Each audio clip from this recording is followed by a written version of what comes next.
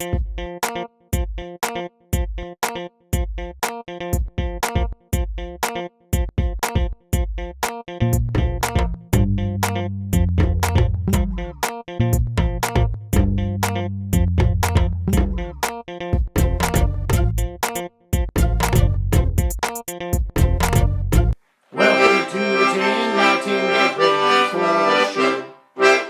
folks, welcome to the October edition of 10 by 10 Variety Night, coming at you from the main theater in Old Town Newhall, California.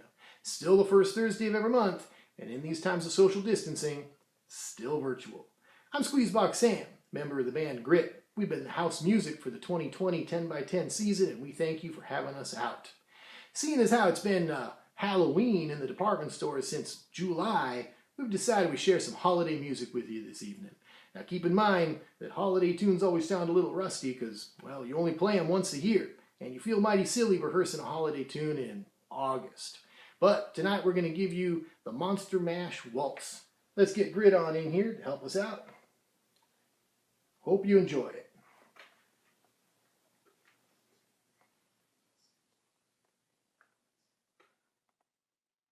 1, 2, 3, 4, 5, 6.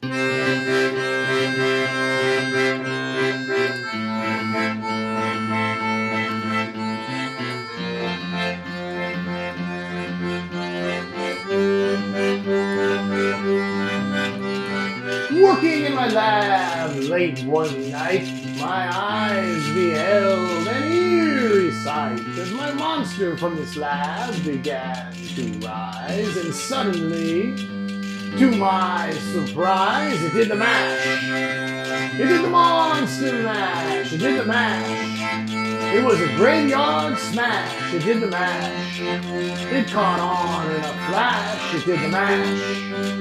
It did the monster mash. From my laboratory in the castle east to the master bedroom where the vampires feast, all the ghouls they came from their humble abodes to get a jolt from my electrodes so they could mash, so they could monster mash, so they could mash, and do the graveyard smash so they could mash.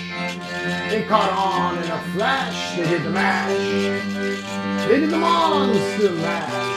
The zombies were having fun, the party had just begun. Well, the guests included Wolfman, Dracula, and his son. Everyone's rocking, they're digging the sounds. Igor on chains, backed by his baying hounds. The coffin draggers were about to arrive with their vocal group, the Crypt Kicker 5. They played the mash. They played the monster mash. They played the mash. It was a graveyard smash. They played the mash. They caught on in a flash, they played the mash.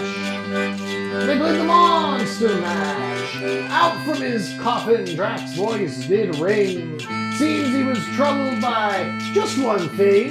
He opened the lid and he shook his fist and said, "Whatever happened to my Transylvania twist? It's now the mash. It's now the monster mash. It's now the mash. And it's a graveyard smash. It's now the mash. We caught on in a flash. It's now the mash. It's now the monster mash."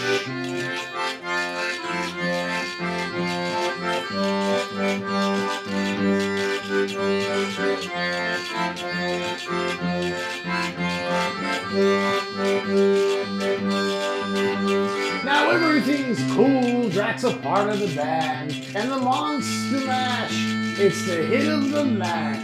For you, the living, this mash was meant to. When you get to our door, tell them Grit sent you, then you can mash. Do the monster mash, do the mash.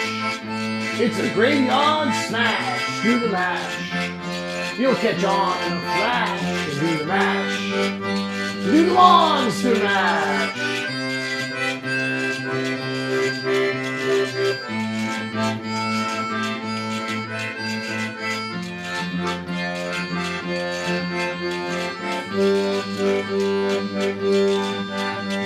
Yeah, mash good, Oh, Igor, you impetuous scum boy. Smash good.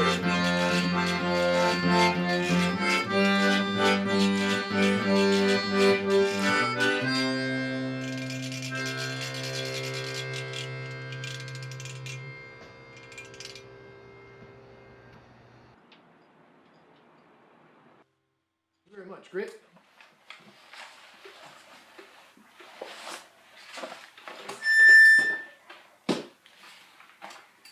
The children of the night, what music they make. Which brings us into some Squeezebox trivia. Bela Lugosi. Who could imagine anybody else as Count Dracula? Well, apparently Universal Pictures in 1931. See, in 1927, there was this Broadway play, ran for Broadway year on Broadway and went on for 2 years, travel show, headed by Bela Lugosi in the title role. And Universal Pictures took note of its success. And long about 1930 decided that maybe we should make a motion picture out of this. But Bela Lugosi was not their first choice for the lead role. In fact, there were several other people on the list above him. Who was number one choice? Lon Chaney. But Lon Chaney he went and died before they could sign a contract. Now, considering the nature of the role, if a contract had been signed, death might not have gotten in the way of his performing the part. But, albeit, without their top choice out, must have been Bela Lugosi next, right? Nope. Plethora of people above him. Paul Muni, Conrad Veidt, John Ray. But who remembers any of them today? Probably not as many as remember Bela Lugosi as Count Dracula. Welcome to 10 by 10.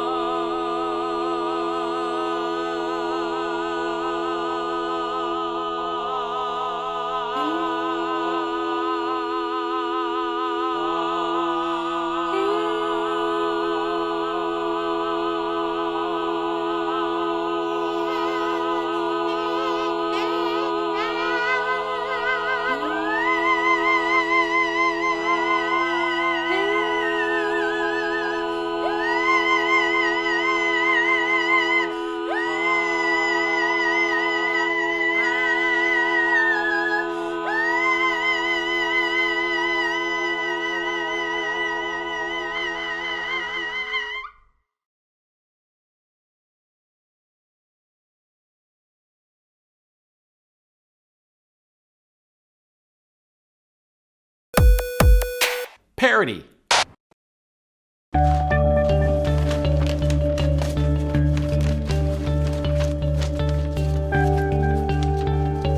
Do you feel tired?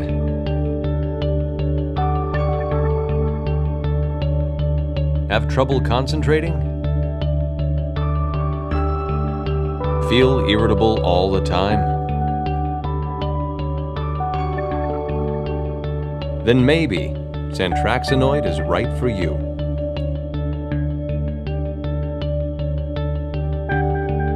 Just one Zantraxinoid a day can give you your life back. Zantraxinoid, get your life back.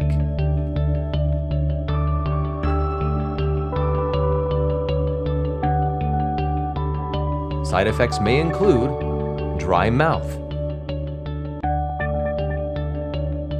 headaches, nausea, fatigue, numbness in one side of your body, lack of concentration, hot sweats, cold sweats, irritability, diarrhea, sore throat, brain seizures, deja vu, more diarrhea, lockjaw, arthritis of the testicles, asthma, gingivitis, deja vu, and breakdancing.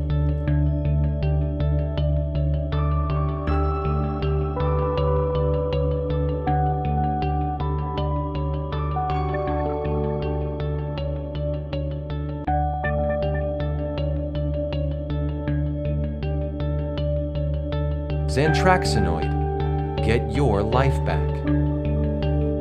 Side effects usually last for hours at a time.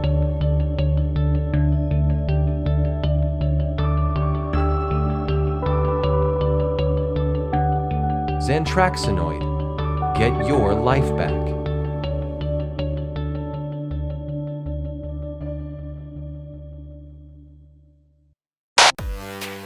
Thank you so much for watching the video.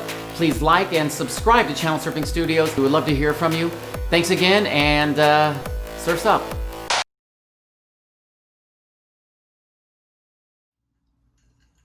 Hi. Wait, that sounds dumb. Alright. Take two.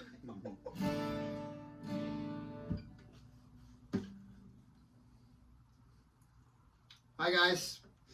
We're Medicine Hat out of Ventura, California. Thanks for including us in 10 by 10. It's one of the new songs out for our album. It's called Sunday Driving. Hope you like it.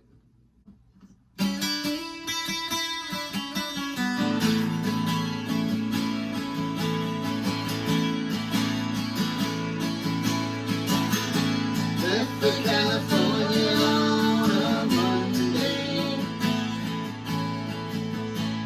Said she had to head out west. Never get to a schedule.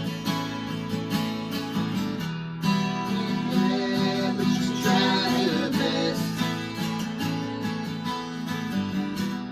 Yeah, but she's trying her best.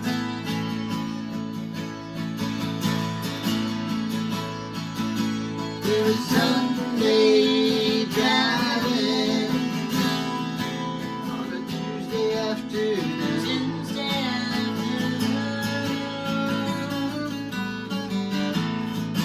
But tomorrow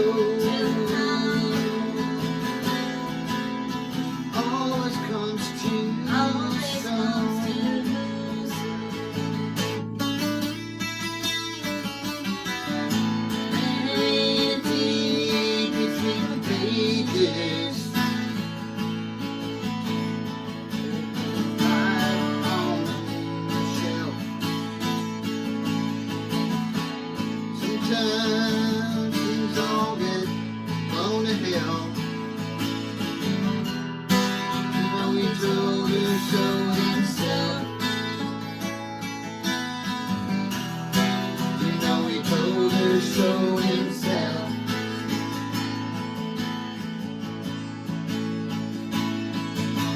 It was Sunday driving on a Tuesday afternoon.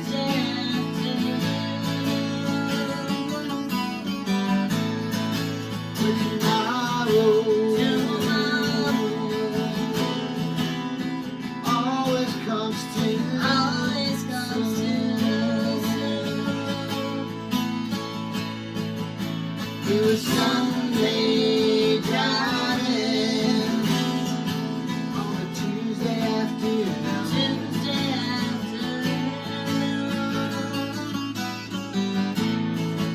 But tomorrow always comes too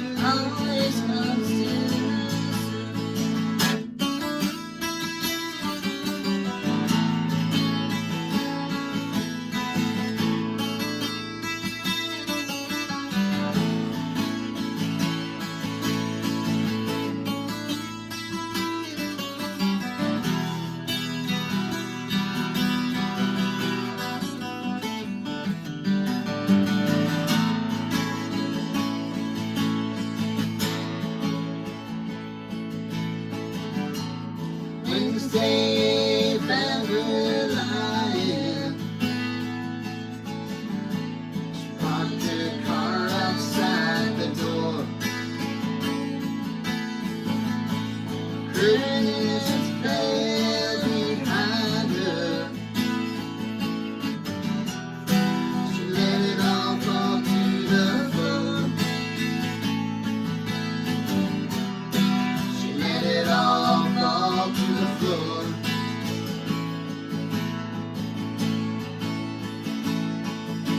It was Sunday driving on a Tuesday afternoon.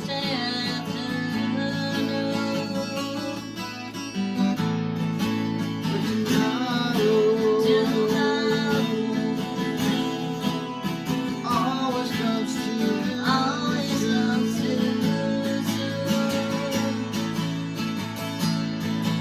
It was Sunday driving on a Tuesday afternoon.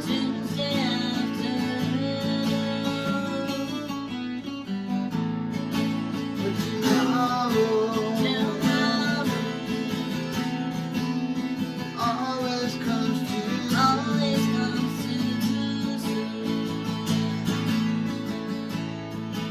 But tomorrow always comes too soon.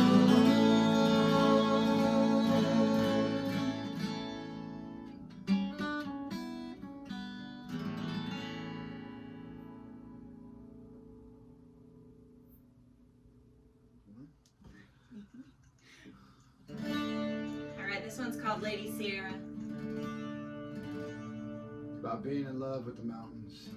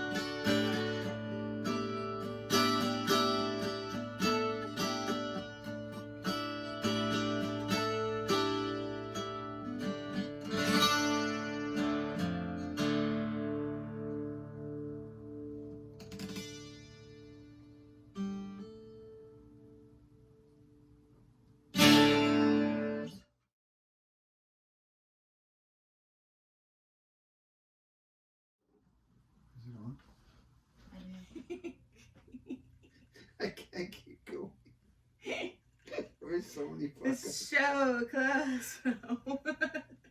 It's just not gonna happen tonight. It's all right.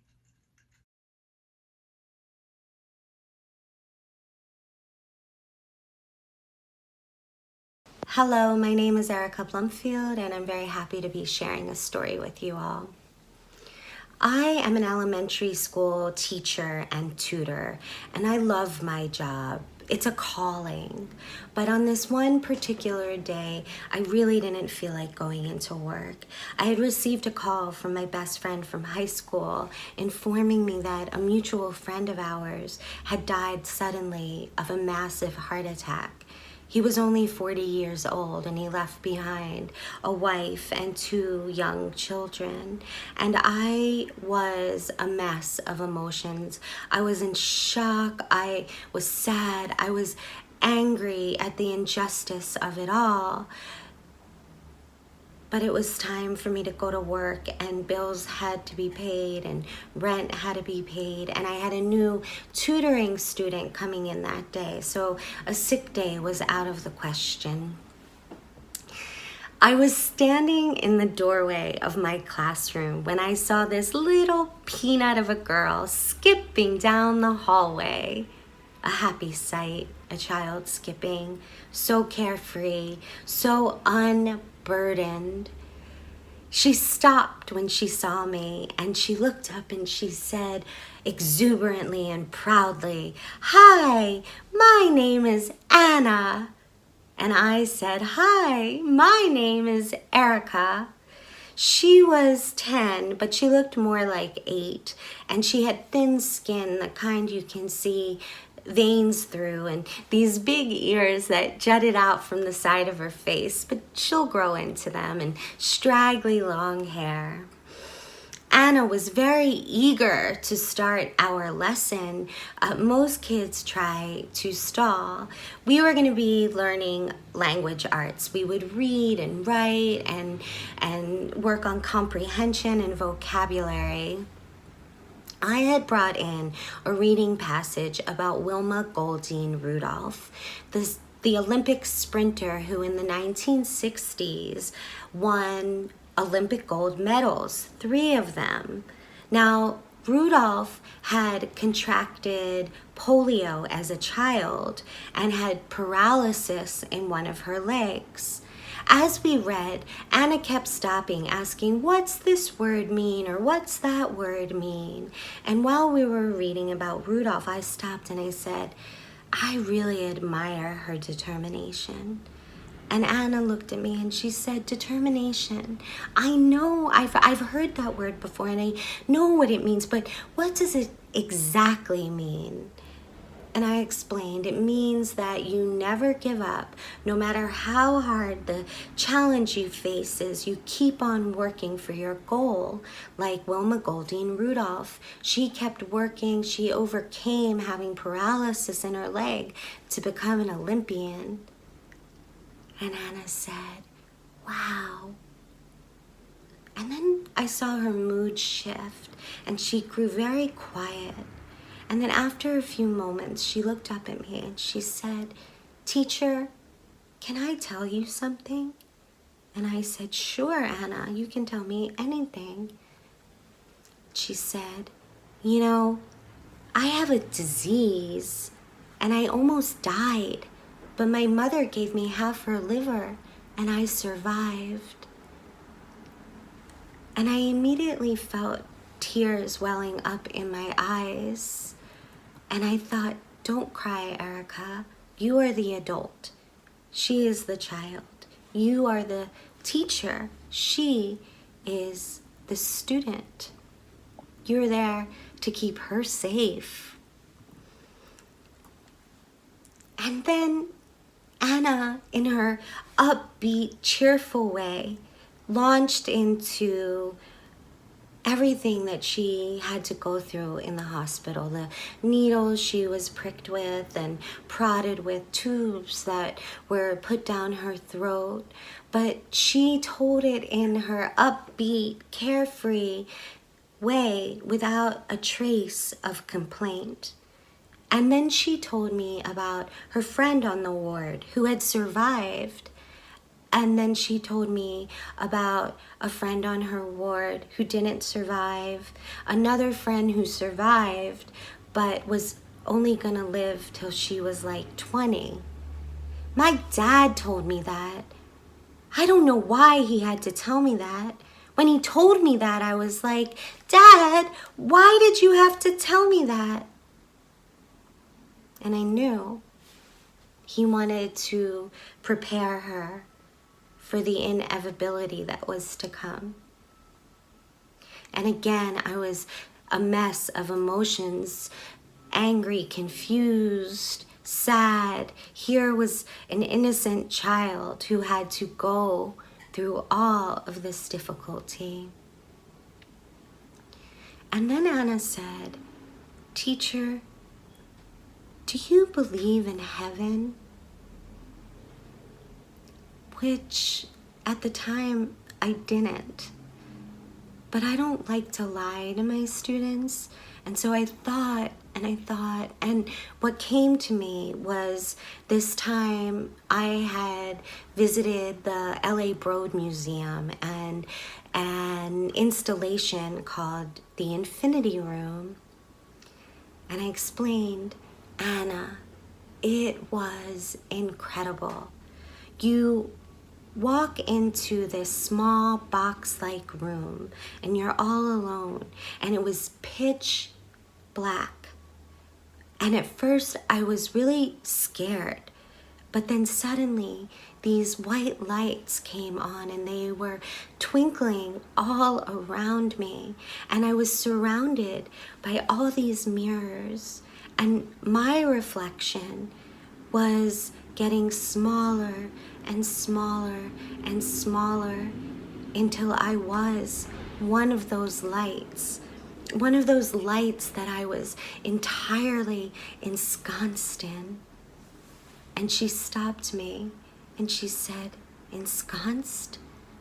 And I said, like being in the arms of a hug. And I knew, Anna, that our souls go on shining together, mingling forever into infinity, so that no matter what in life or in death, we're never alone and we keep on shining. And Anna said, wow. And I said, wow.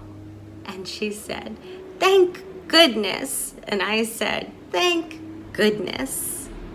Her session was over and she packed up her things and swung her backpack over her narrow shoulder, and she said, see ya next time. And I said, yes, see you next time. And now, alone in my classroom, I felt the tears rolling down my cheeks, tears of gratitude for this moment where the student became the teacher became the student. Anna's strength gave me strength, and her hope gave me hope. This weight that I had been carrying since the news of my friend's death, and long before that, lifted. Because I knew that one day Anna's soul, my friend's soul, and my soul would again be reunited together forever into infinity. Thank you. Hey, what's up? This is Antonio. I'm here in my garage. I'm going to play some songs for you for 10 by 10. Hope you dig them. This first one is a melody from my band Pico de Gallo. Enjoy.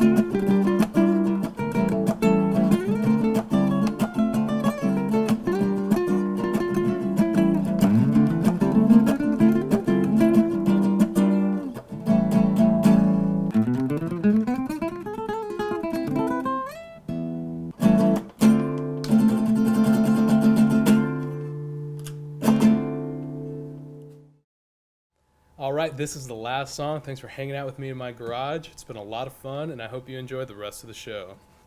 Shout out to Jeff Barber. Thanks, man.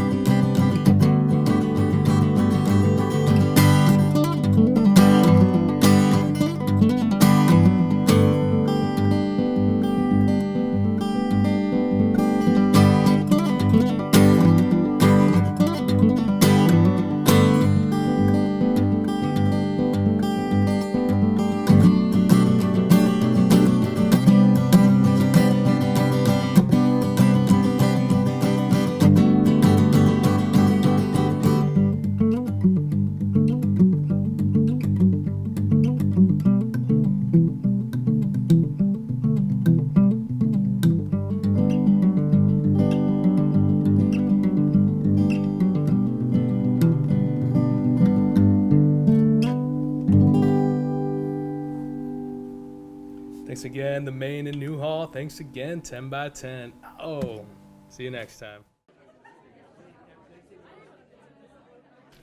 How's everyone doing? I'm proud to say I'm from New Jersey. At least somebody has to be. Every state has a slogan. New Hampshire, live free or die. In New Jersey, it's, hey, don't bust my chops. Growing up in New Jersey, it was socially unacceptable for guys to hug each other until the show The Sopranos. So now, if I want to hug my best friend, we have to be frisking each other down for weapons. Last time I went to New Jersey, I didn't even get out of the airport parking lot before some dude gives you the finger. In New Jersey, that means, welcome back home.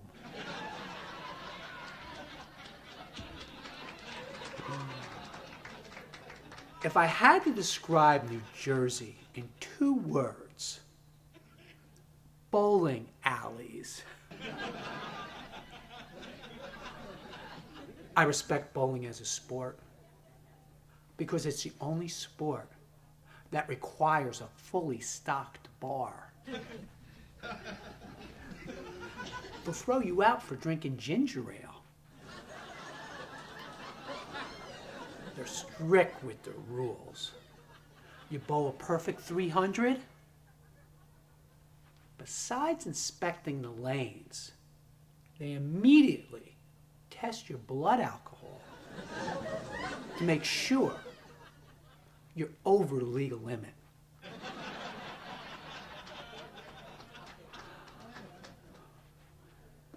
And everybody gets a bowling trophy, like Little League T-ball. But you know what's better than a bowling trophy? A bowling trophy wife. Instead of champagne and caviar, Schlitz malt liquor and a bag of Cheetos.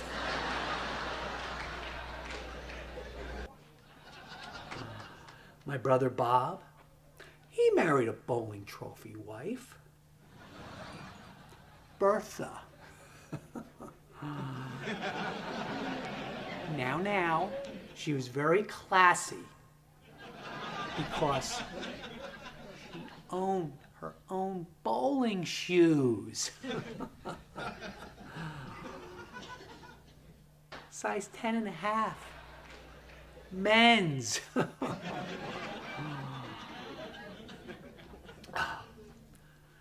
Growing up in New Jersey, my father made a living selling aluminum siding before it was illegal. He basically put Reynolds wrap around people's houses.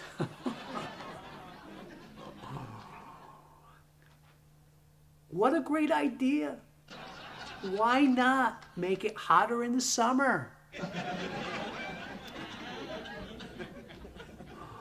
In August, I feel like a baked potato.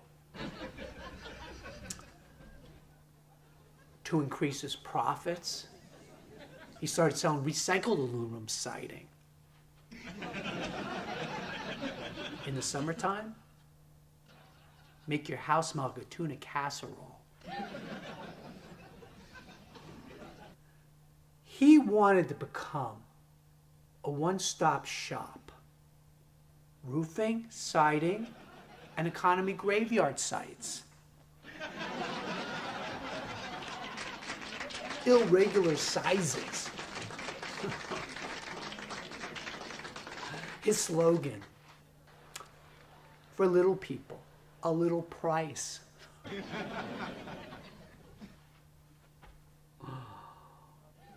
And if you wanted to squat low enough, one size fit all. He was a pretty good dad. Used to take us swimming in the Meadowlands. Used to get green slimed years before the movie Ghostbusters. No permanent neurological damage.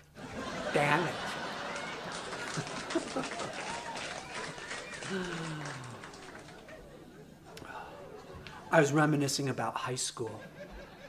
My high school woodshop teacher, Palmer Eklund, or who we affectionately called Four-Finger Eklund. Oh, wait a minute. That's what my older brother called him when he took him.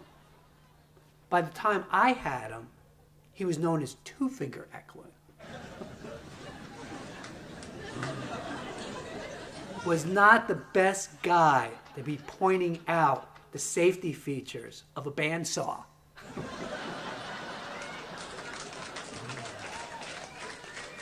And my high school gym teacher, Mr. Carson. We actually back then looked up to him because he was dating a really hot high school senior. And he cared about her privacy. He put dark tint on his van windows. I feel that I can talk about this safely because, after all, the statute of limitations must have run years ago. It'd be way too late for him to change my grades. Anyway, my time is up. My name's Jersey Jim. Thank you very much. I had a great time. Thank you.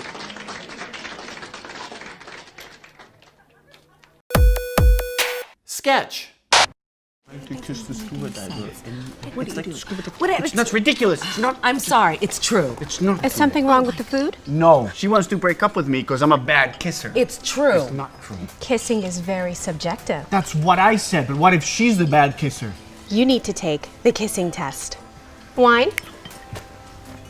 You each need to kiss at least 3 separate people with a minimum of 10 years kissing experience. They will tell you who is, in fact, the bad kisser.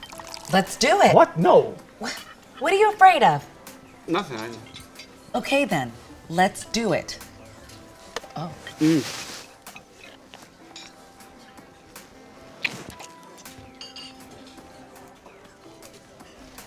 Oh.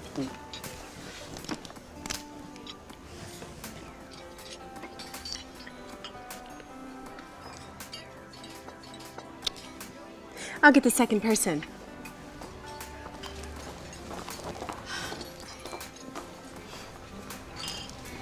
Yeah. Mm. Mm. Mm. Mm. Ah.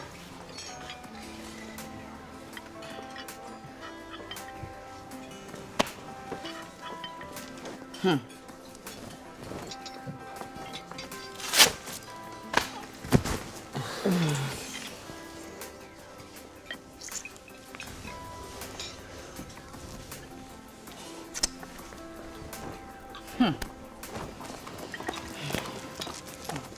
I'll get the third person. Chef Starla.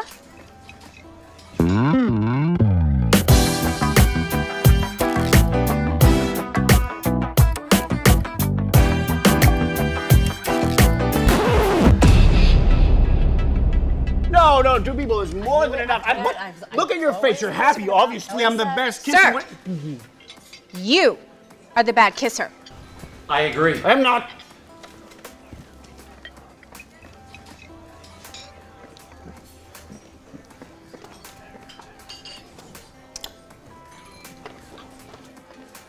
Who's the bad kisser? I'll be the judge of that.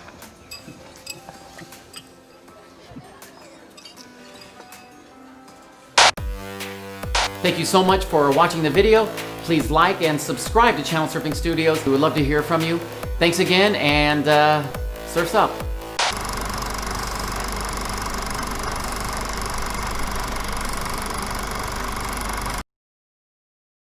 In the cool, moist darkness, traveling under a blanket of stars in the gentleness of the night, before the resting world awakens and the veil of respite is lifted.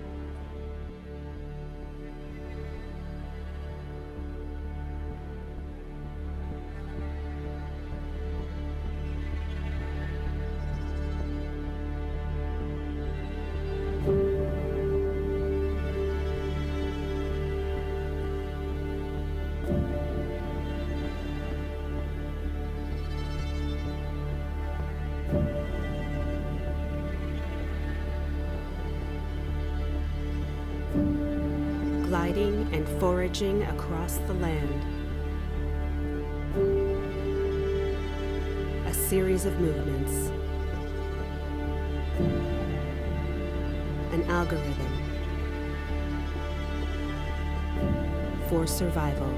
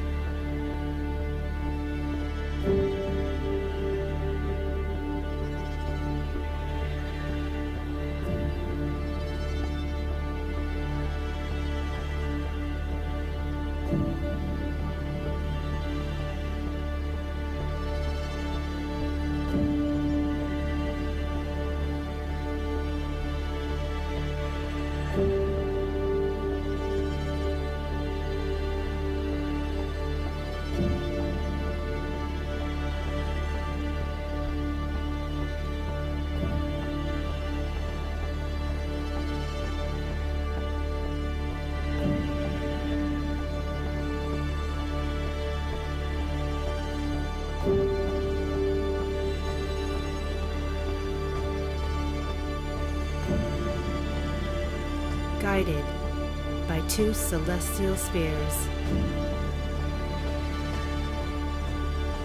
navigating the collective from beyond the Earth's atmosphere.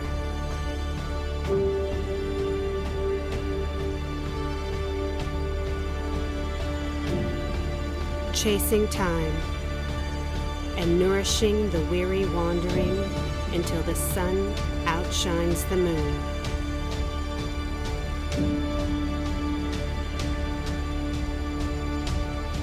Allured by blades of shade until progress is done. Searching for a haven from waking eyes and flashes of hot light. Seeking refuge. Seeking...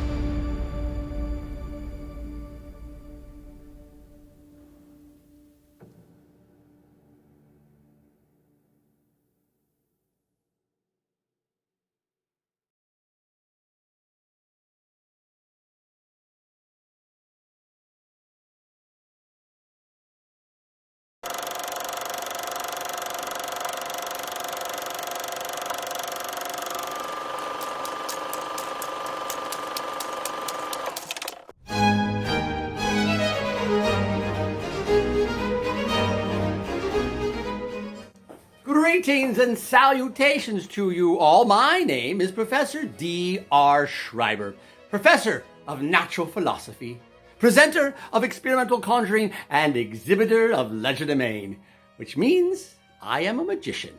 I come to you today from the early 19th century, a time when conjurers, as magicians were called, first performed in legitimate theaters. You see, prior to this time, we might be considered con men or thieves or charlatans. In fact, an 18th century definition defined magicians as the odious sort, someone to be avoided at all costs. So we changed our brand and became conjurers. In fact, one of the most famous conjurers of the early 19th century was a gentleman by the name of Giuseppe Panetti. Panetti, in fact, started as a university professor teaching science. As his classes filled with people wanting to see the latest experiments and innovations in science, he decided to take his show on the road and added in a little magic. Now, along the way, he became one of those famous performing for the elites and for the royals around society. In fact, he became the inspiration for a later Victorian conjurer by the name of John Eugene Robert Houdin. Now, Robert Houdin, he became famous for being the inspiration for, well, probably your most famous conjurer of all times. A name you know very well, I'm sure. Eric Weiss. You don't know Eric Weiss. Oh, perhaps you know him better by his stage name. You see, Eric Weiss performed under the name of Harry Houdini. Yes, you might know that name. But I get ahead of myself here. Let's go back to Jean Eugene Robert Houdin, and before him, back to Giuseppe Panetti. Panetti was famous for doing many demonstrations of science with everyday objects, things that people had on their body. Things like playing cards and coins and items like that. Now, of course, if he happened to be in a display and didn't have a coin that he could borrow, he might have to use his own or perhaps make his own. Allow me to demonstrate how he might do that. You see, it's a very, very simple demonstration. All he has to do is take a candle, which of course would be the way they'd light the theaters in this early 19th century, and a piece of paper. And simply by applying a little bit, you see what happens. A little magic goes a long way for conjuring. And now he can use his coin. Now he also might use a dollar bill for something. I don't happen to have one, but maybe I could borrow one from someone in my... Oh, good, look. I have an assistant who can loan me a dollar bill. This is... Ooh. One of your more modern dollar bills, I see. George Washington on it. Interesting. Well, you would have called him a rebel back in the early 19th century, but by then, we were all happy with America. Let me show you a demonstration that was very common. Now, as you know, it is against the law to damage any kind of dollar bill in any way. Oh, you can't see this. Here, let me bring this up for you. Sorry. Whoops. Here, bring it right up to the camera level. Can you see that now? Here, I can back up if you need to. Good, perfect. Now, what I need to do is poke a hole right through the middle of this dollar bill. Right through the face of George Washington, just like that. You'll see how that goes. Now, I could even move it around a little here. Look, it's a nice big hole. Big rip there, perfect. Now, there is, of course, no denying that we have, in fact, damaged that dollar bill. Although, if we use a little magic, just a little bit of conjuring,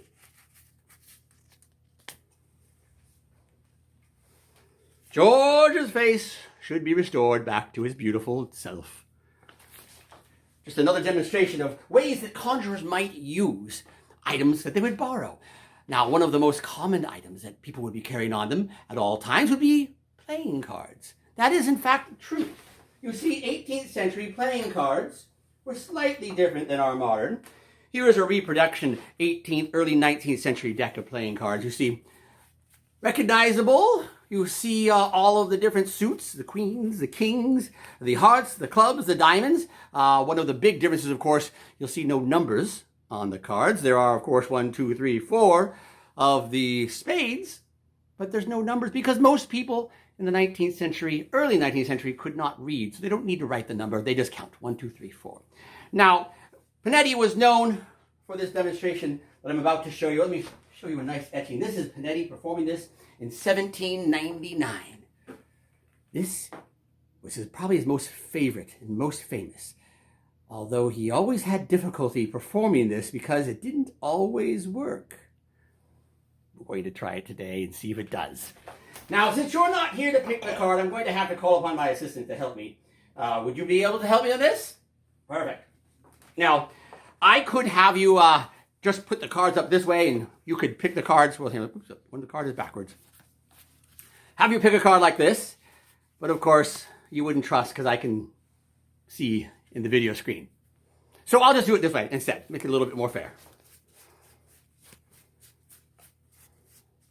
Some of you may have figured out that I can see the cards that way. All right, fine, I won't do that either. I'll flip through them this way, and you tell me when to stop. Doesn't matter where. Stop. Right there, perfect. Good. This will be your card. You recognize that? Perfect. Good. Doesn't matter if I see it, because we are going to go ahead, making a mess. Mark your name right on there. Actually, since we're performing on the 10 by 10, let me just put 10 by 10 right on the card. I will use an ancient writing tool we call a Sharpie.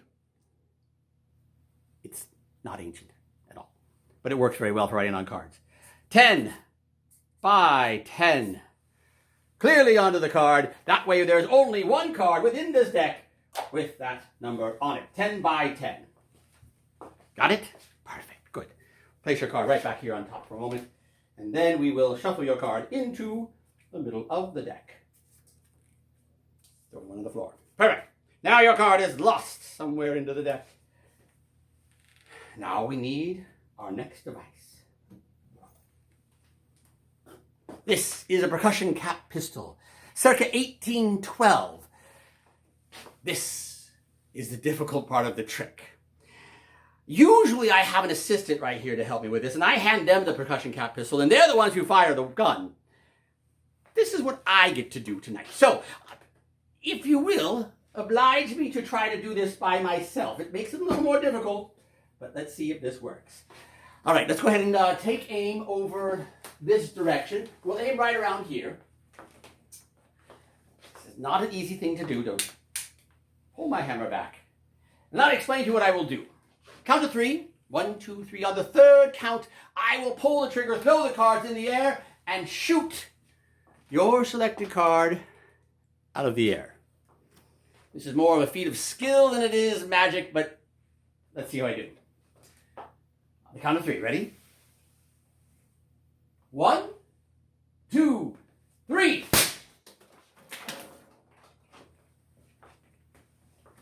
There is one card on the wall. I can barely reach it. Is this, in fact, your playing card? I hope it is. My name is Professor D.R. Schreiber, the historical conjurer.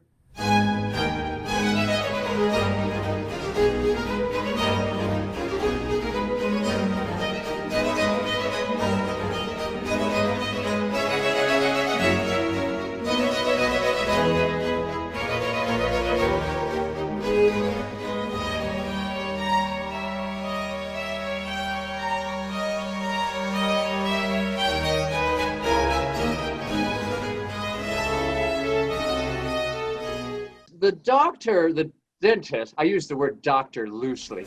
The dentist, he comes in and the needle was so big, it like entered the room before he did. Like, he goes, oh, it's just gonna be a pinch. You're gonna feel a little pinch. I'm like, oh, really? Like St. Patty's Day? Like it's just gonna be cute and fun? Oh, I had Bell's palsy. Like, yeah, I can't feel my face when I'm with you. And the whole time, the assistant was like waterboarding me.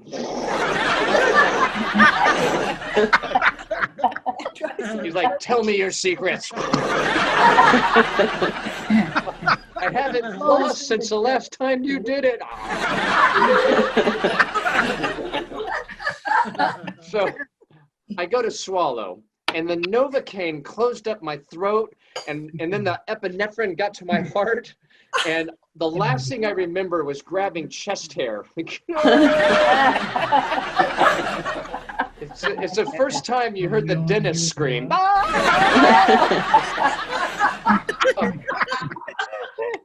So I tell those guys that I'm going to pee, and I go outside to talk to Patty, my wife, and she can't understand me because my lips won't move. And I'm like, honey, I can't breathe. She's like, you can't leave where?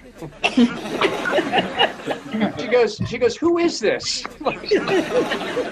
So I text her, I'm having a panic attack. And she texts back, is this Jason's friends? Don't quit your day job. It's fine.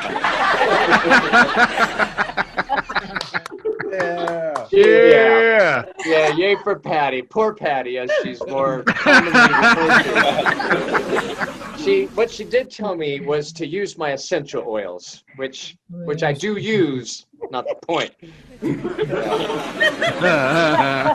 If you've ever had a panic attack, it's way beyond the reach of lemongrass. And yeah, honey, I'm just gonna align my chakra and feel the earth.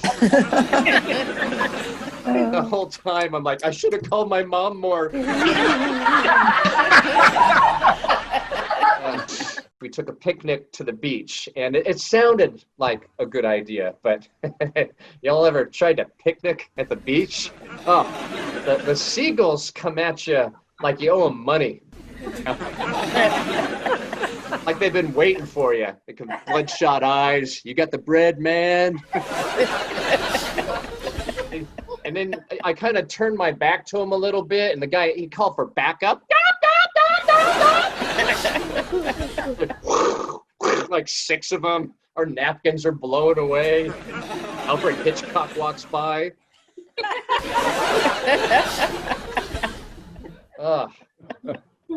And one of them landed on our picnic table. Totally rude. Like that's crossing a boundary. So I gave him I didn't hit him, but I shoot him. And there was a lady at the next table, and she was with her children, and she thought it was a teaching moment in this time of togetherness. And she goes, that bird didn't know any better. I'm like, oh no. And then Patty starts texting everyone like she doesn't know me or something, and her kids are looking at me like I'm a monster. But then I look over and I see that they're eating Pollo Loco. Are you shaming me for shooing a bird while you eat a bird? Like your bird had it coming? I don't know. Chicken finger at me. And there was that one seagull. There's always that one seagull who's got just one leg. And I felt bad for that seagull, so I flicked him a Cheeto. And his other leg popped out. They're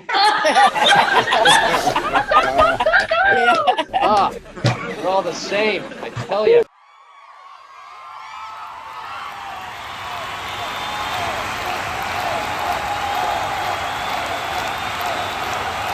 And the winner of You're the Best. Drum roll, please. And the winner is... If you're happy and you know it, clap your your hands. If you're happy and you know it and you really want to show it. If you're happy and you know it, clap your hands. And we'll see you at the season finale.